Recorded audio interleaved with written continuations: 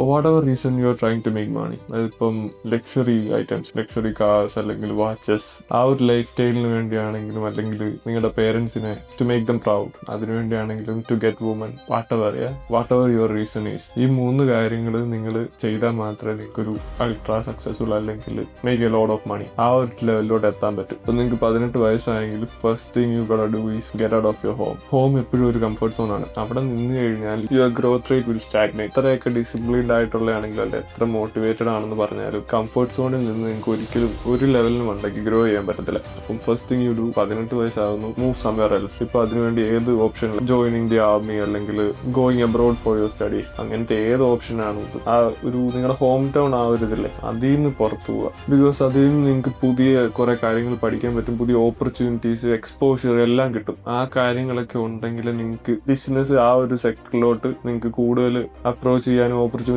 Find ചെയ്യാനും അതാണ് ഏറ്റവും സിമ്പിൾ അല്ലെങ്കിൽ ഈസിയസ്റ്റ് ആയിട്ടുള്ള വേ. അതാണ് leave your home town. That's it. Second one, train at the gym, അല്ലെങ്കിൽ better train kickboxing or muay thai. അങ്ങനത്തെ കോമ്പറ്റേറ്റീവ് ആയിട്ടുള്ള ട്രെയിൻ ചെയ്യുമ്പം like first of all you will become really disciplined. And the second thing is, നിങ്ങൾ ഒരു session ചെയ്യുന്നുണ്ടെങ്കിൽ അത് ഏറ്റവും hardest, നിങ്ങളെ കൊണ്ട് എത്ര പറ്റുമോ അത്രയും എക്സ്ട്രീം വരെ ട്രെയിൻ ചെയ്യുക. After training for some years നിങ്ങളുടെ ബോഡി ലാംഗ്വേജും your body itself will literally change and നിങ്ങളെ മറ്റുള്ളവർ പെർസീവ് ചെയ്യുന്ന രീതി തന്നെ മാറും. അത് നിങ്ങൾക്ക് ഫ്യൂച്ചറിലുള്ള ബിസിനസ് എൻഡേവേഴ്സിന് ഒരു അഡ്വാൻറ്റേജ് തരും. പിന്നെ the last one, remove your friends for holding you back.